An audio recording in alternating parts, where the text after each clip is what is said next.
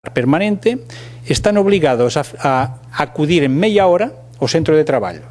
E se non van durante 2 veces seguidas, perden el contrato. Despois encontramos este tipo de persoal. E estas persoas poden ficar 8 ou 10 anos en esta situación. Eu despois entrevisté algunhas destas persoas e encontrei un joven de 30 anos que chorando me decía que había perdido dois noivas ya porque normalmente na sexta por la noite, el día que había puesto todos sus ahorros para invitar a la novia a cenar e al cine, media hora antes de la cena recibe a invitación que tiene que ir a traballar, entón tuve que confiar a novia al mellor amigo que al final acabó siendo novio de la noiva. 2 veces. Terrible. ¿No? Entón, mirando máis, vimos que esas persoas tiñan un perfil negativo en casi todo. Por exemplo, lá tiñamos unha pregunta que decía si en este momento você gañara unha lotería e le regalaran un mes en unha isla desierta con masajes incluídos e tal, ¿cuántas persoas se llevaría de su grupo de traballo? Había persoas que se llevarían todos, outros 2 ou 3, outros ninguén. Estos ninguén. A cuántas jantares de traballo asistiu você nos últimos 4 años? Nunca. Você está pensando en mudar de organización? Ya. Entón, esas persoas, você ha invertido en formación para el traballo que ten? No. Persoas que han tenido situacións de violencia, de asedio sexual, moral, etc., etc. Estas. Entón, a partir da identificación deste grupo, sen nomes, mas as características eran esas, despois de un traballo, eu falei en termos generales con os sindicatos deste descubrimiento que eu non había sido capaz de encontrar antes ni de identificar. E, falando con gerente, llegamos á conclusión que a mellor inversión que podía facer era normalizar a situación contractual dese persoal. E fixeron un plan de normalización deste 30% do persoal porque en 4 anos formara parte dos traballadores permanentes. Por qué? Isto aconteceu faz 8 anos. En aquel momento empezaba a haber multas moito fortes por casos de asedio moral. E estas persoas non solamente vivían mal, sino que eran víctimas de asedio moral máis que as outras que tiñan máis recursos. As ameazas de multas de judicios por asedio moral, si eu le decía al gerente, você poña nun plato de la balanza o que você gaña en termos de ahorro en nóminas, en pagar, e o que você arrisca de pagar multas e además de denuncias de usuarios mal servidos, de denuncias por operacións mal feitas e todo iso, probablemente descubriu que a mellor inversión era mellorar a calidade de vida deste persoal. Quero dicir, non sempre encima noso existe unha especie de Satanás que só está maquinando como maltratar o persoal. Ás veces a racionalidade económica é tamén coherente, pode ser coherente con racionalidade, digamos, de calidade de vida, de benestar do persoal. Entón, que penso eu? Que vocês ten un gran desafío que é convertir esta información que nosotros aportamos en un argumento para lutar pola calidade de vida no servizo, en nombre tamén da calidade do servizo aos usuarios, non solamente para la de vocês, sino para os usuarios. Eso es que penso. Bom, assim, em termos práticos, essa pergunta ela também vem de encontro ao projeto do sindicato como um todo. Como eu falei, essa ideia ela vem sendo gestada já há 2 anos. Eu participei agora de um encontro da FENAJUF sobre saúde, justamente nessa linha que foi deliberado agora na última plenária, que se faça um trabalho olhando esse lado da saúde do trabalhador nacionalmente. Até porque as metas e tal, elas são mais nacionais. Embora vários outros fatores não são nacionais, eles são locais e são do conhecimento de uma boa parte. Bom, dentro dessa lógica, o que nós temos hoje, nós não temos mais um achismo. Infelizmente, só o Sintrajusc, tá? E o sindicato e o Sintrajuf do Rio Grande do Sul que realizaram pesquisas de saúde até agora. O Rio de Janeiro está iniciando. Na nossa lógica, com 2 anos de atraso, pela nossa participação, pelo tempo que nós iniciamos. Então, o sindicato ele criou a coordenação de saúde. O sindicato ele tem dado vazão a isso. Esse projeto, Como Vai Você, não é barato. Foi um projeto, pela qualidade dos apresentadores aqui, vocês viram, né, que realmente é uma coisa arrojada. E nós pretendemos agora que em todos os estados do Brasil seja feito isso também. E nós, como estamos um pouco avançados, ao lado do Rio Grande do Sul, onde foi feito um trabalho diferenciado, diferente desse nosso, né, mas que se completam, né, nós pretendemos fazer, acelerar nacionalmente essa contrarreação ao que hoje se ouve de autoridades. O Jefferson Kravichichin, né, ele diz que com o processo eletrônico não precisará mais oficiais de justiça. A presidente do TRT, com quem nós conversamos, antes de ter esses dados todos, lógico, né, foi na posse dela, nós fomos lá cumprimentá-la pela posse, ela disse que o ideal das varas hoje está assim, menos do que o que tem. Então, está sobrando gente nas varas da Justiça do Trabalho.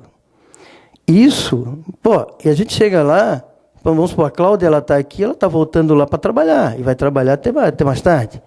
Então, tem N questões, é um déficit de pessoal crônico, com sobrecarga de trabalho, que nós simplesmente, e quando a gente fala nós, né, nós estamos dizendo, é o sindicato que está dizendo. Não, agora nós temos um trabalho técnico. Podemos chegar e dizer, olha, isso aí que vocês estão dizendo não é bem assim. Então, nós, daqui para frente, nós temos vamos dizer, outros passos muito mais, né, importantes baseados nesse. Porque sem esse primeiro passo da pesquisa séria, coerente, dentro de parâmetros internacionais, uma coisa qualificada, essa aí não foi uma pesquisazinha que o sindicato fez e entregou lá na mão do cara e foi lá depois pegar e tal, sem... É com sigilo, é com todas aquelas, né? A Vera até apresentou aqui todos os comitês de éticas, enfim, de ética, né? Isso dá um suporte muito grande para os sindicatos e a federação não brigar só por salário. Porque nós notamos, isso em vários locais de trabalho, que hoje a demanda salário ela é importante. Nós estamos no pico do PCS. Né? Mas a questão saúde ela tem que vir junta e, em alguns casos, até mais à frente. Independente do sucesso ou não da revisão salarial, que um dia vai sair, né? Nós temos que trabalhar junto nesse sentido. Bom, essa seria... Desculpa ter intervido na resposta, mas é que ela também diz respeito à nossa programação como um todo.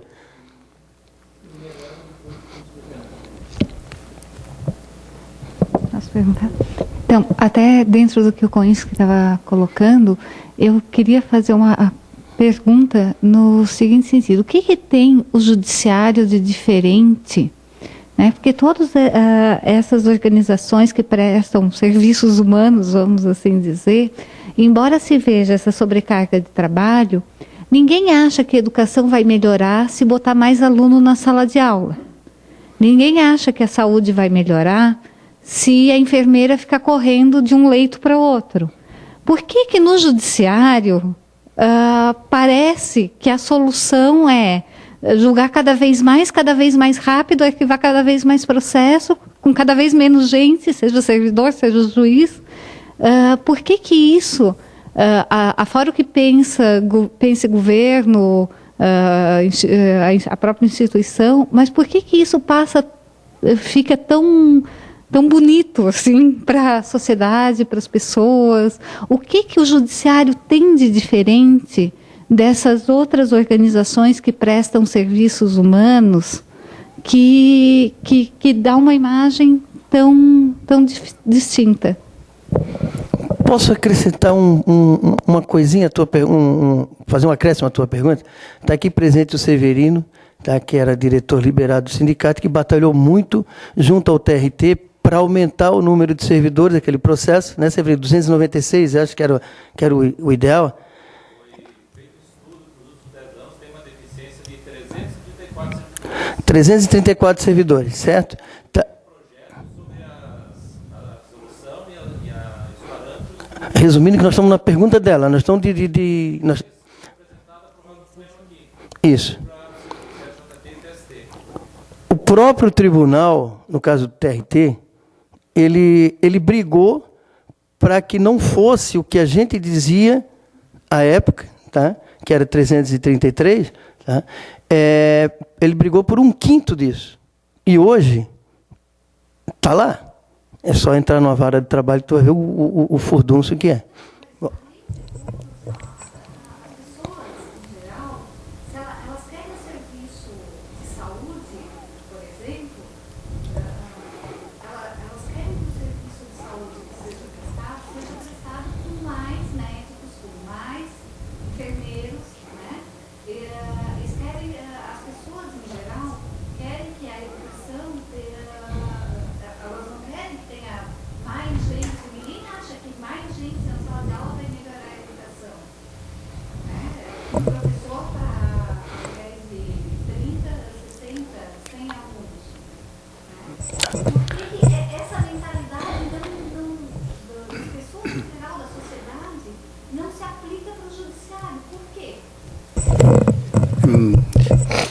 Uma aproximação à resposta é a seguinte. Nesse proceso de reforma das organizações públicas, mas também das empresas privadas, passa por implementar un modelo de empresa, de mercado, tamén nos servizos públicos. Ya seja introduciendo un modelo gerencial, de gerente, ya seja introduciendo criterios de mercado e valores de mercado como productividade, eficiencia, rentabilidade, costo-beneficio, metas, evaluación por resultados, competencias, todo iso. A costa de que? Normalmente se observa en países de todo el mundo que a veces un gerente que viene de aplicar estos valores a la fabricación de zapatos, después va a gestionar una organización de personas con los mismos criterios. Una fábrica de zapatos que produzca 1000 pares de zapatos por hora, si con la misma calidad produce 1100 zapatos, 1200 zapatos, mellor. Punto. Máis eficiente. Mas, qual é o límite de unha visita médica ou de unha tutoría académica ou de un servizo judiciario, que serán moitos, mas cada tipo de servizo ten unos límites, un óptimo horario por encima del cual será pues perda de tempo, pero por debaixo del cual será seguro un mal servizo. Entón, a perspectiva que eu teño, por exemplo, na Europa, donde ese modelo ha tocado fundo, es que, por exemplo, no sector sanitario ha habido grandes movimentos do persoal sanitario, dos médicos, mas tamén de enfermería, para exigir a nivel dos sindicatos un tempo mínimo por visita. Unha primeira visita médica debe durar no menos de tantos minutos. Unha visita normal no debe durar menos de 8 minutos. Del mismo modo que se luta, por ejemplo, por tempo de espera, etc. ¿no? Entón, neste sentido, un médico en este momento, en algunos países, ten garantido que en una mañana de 4 horas solo podrá asistir máximo a un número determinado de pacientes, no máis. Estos pacientes deberán ser, os que sobren, deberán ser remitidos a outros. mais neste momento de, por exemplo, de crisis nos nosos países, eu en España concretamente, estamos vivendo que os novos gerentes, empezando por os políticos e banqueiros, están en 3 meses han desestructurado conquistas históricas que estaban bastante logradas. Mais se está perdendo unha batalla, non se está perdendo a guerra, porque os criterios siguen estando lá e son moito estáveis, non? Non é que o sistema sanitario de atención médica esteja já deteriorado, mas hai un frente de resistencia bastante importante. Eu penso que no diseño da súa organización do traballo, unha función de vocês, penso que sería exigir tempo óptimo, un intervalo óptimo de eficacia, porque un traballo debe ser eficiente, mas tamén eficaz, lograr sus objetivos, despois en un tempo razoable, mas un tempo mínimo para a realización de determinada tarefa, por debaixo del cual é irrenunciável, porque entón se dá un mal servizo e isto já non é, já a empresa funciona mal, deja de ser excelente. E iso tamén traducirlo en números. Cuántas persoas se necesitan, son precisas para facer tantas horas de traballo, para facer tanto tipo de tarefas, ¿no? E hai outro argumento. Probablemente sexa coherente con sobrecarga, porque unha idea de sobrecarga é que eu debo facer máis rápido unha tarefa que debería facer un pouco máis lento, con outro ritmo natural, etc. ¿no? Eu penso que é uno dos desafíos que ten vocês, mas que ten todo o mundo. Os estudos europeos e norteamericanos de condições de traballo marcan como unha característica de todos os países, aunque se vive de maneiras un pouco diferenciadas, a intensificación do traballo, que pasa por facer máis traballo en menos tempo e con menos medios ás veces. En un caso como vocês, mas tamén en el traballo dos médicos e o traballo dos profesores, é un traballo doble, porque exige atender persoas algunhas veces e ao mesmo tempo gestionar cada día máis información que circula en todas as direccións, ¿no? E que se multiplica exponencialmente. Iso exixe que o gerente non solamente pense na eficiencia, sino tamén en racionalidade de organización do traballo. Por tanto, é un tema, é o núcleo dos desafíos que vos estén aquí, ¿no?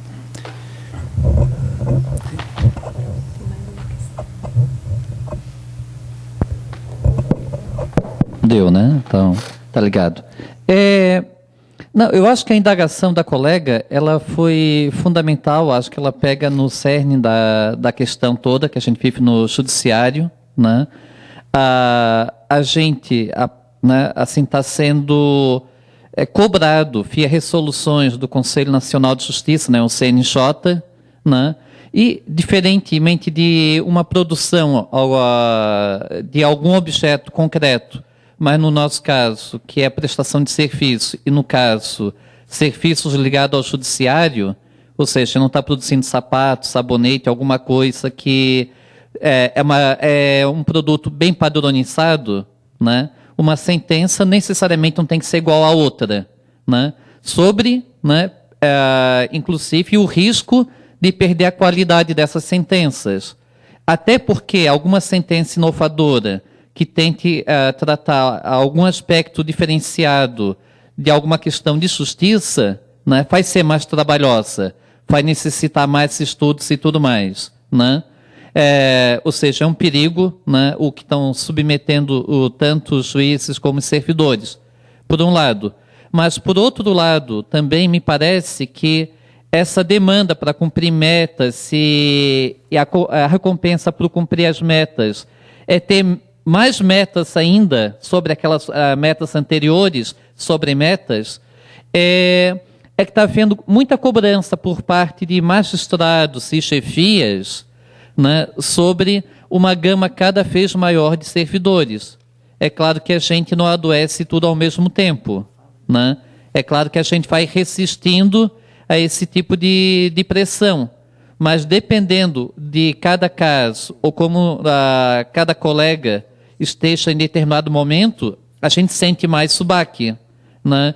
E me parece, queria uma pergunta para vocês, do universo do pessoal que está mais descontente, me pareceu-me que era a história as pessoas colocavam frequentemente que tinham pouca autonomia, né? Ou seja, quem exerce ainda cargo de chefia, né, ainda sente um pouquinho mais realizado, um pouquinho melhor, né? Quem tem pouca autonomia e né, sente mais descontente e adoece mais, né?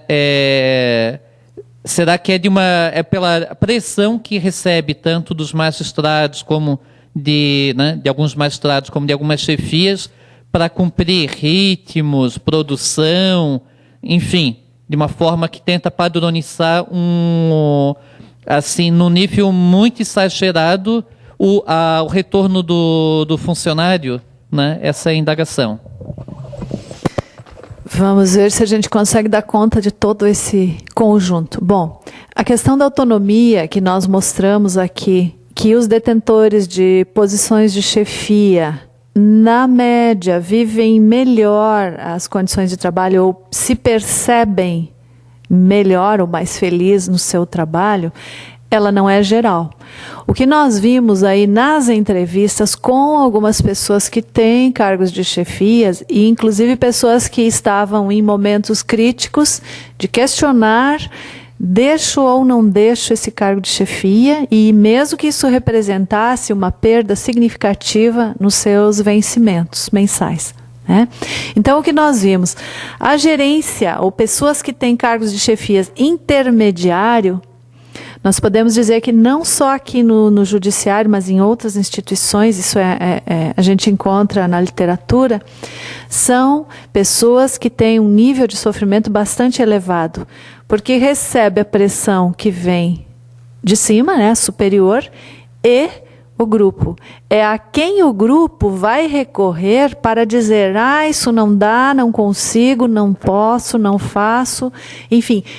Quando adoece alguém, quando alguém sai, quando alguém precisa se afastar, qualquer situação, é essa pessoa que vai resolver. E aí os recursos dela para resolver, em termos cognitivos e emocionais, às vezes também são esgotados. Porque é muita coisa. Então imagina alguém exigindo a meta, e alguém aqui, o grupo, dizendo não dá, não dá, não dá, não dá. E aí as crenças, os valores, aquele idealismo desse servidor que passou às vezes 3, 4 anos estudando, ou seja lá o tempo que for, passou por um concurso extremamente difícil, fez carreira, progrediu, enfim. Como é que fica essa pessoa? Então, quando nós apresentamos ali, na média, as pessoas com postos de chefia sentem-se melhor, sim. Mas há, nesse grupo, também um volume grande de colegas de vocês, servidores, adoecidos ou em vias de.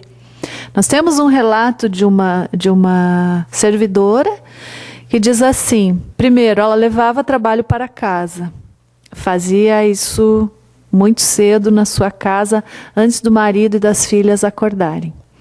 Segundo, ela retornava do trabalho à noite. As filhas pequenas tinham voltado da escola, já tinham tomado banho, já tinham sido alimentadas. E vinha, óbvio, mamãe chegou, a criança vem toda feliz querendo mãe, querendo a atenção dessa mãe. E aí o relato dessa pessoa era assim, eu não suporto ouvir a voz das minhas filhas. Eu preciso me fechar no banheiro durante um pouquinho, 15 minutos, sei lá, um pouquinho de tempo, mesmo que elas fiquem na porta, mamãe, mamãe, mamãe, porque eu não dou conta, eu não consigo, eu não suporto. Então vejam, a voz das minhas filhas, não é a voz de qualquer um. É como é sofrido para essa mãe, essa servidora, né? Esse duplo papel, profissional, mãe, viver isso no seu cotidiano, não poder dar atenção para uma criança que veio da escola com desenho, com isso, com aquilo. Então, esse aqui é um exemplo e a gente tem outros tantos. E voltando à questão que o Blanche colocava e o Koinski também, eu vejo a saída para esse tipo, para tudo isso que nós comentamos aqui, mostramos, jamais pelo individual. E sim, sempre pelo coletivo. Não existe saída individual. Porque no individual eu vou cuidar de mim, só que o meu entorno também está comprometido. Então não tem como nós trabalharmos, eu vou cuidar de mim, eu vou salvar a minha pele. Ou a gente muda no conjunto, ou continuamos achando que é natural, que é normal essa situação. Sí.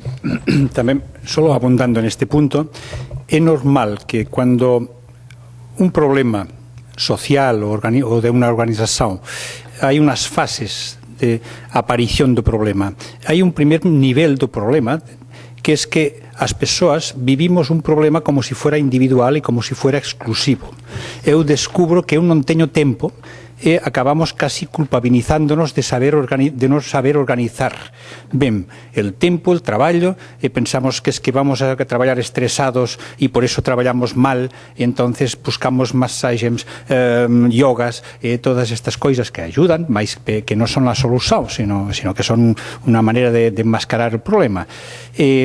A seguinte fase, que algunhas veces non chega, es descubrir que este problema que eu pensaba que era meu es un problema compartido con todos. Entonces es una cuestión de se organizar o de le trasladar, o un papel dos sindicatos es captar estos problemas que son de naturaleza social, colectiva, organizacional e los afrontar en este sentido, ¿no? Entonces, esta fase de visibilizar el problema, de expresarlo y de hacer tomar conciencia a las personas de que este no es un problema de sus características físicas o mentales o profesionales, sino que es que viene de determinaciones de las condiciones de trabajo, es una fase necesaria que tal vez trabajos como este nuestro pueden contribuir modestamente a hacer aflorar, ¿no? A hacer visível, ¿no?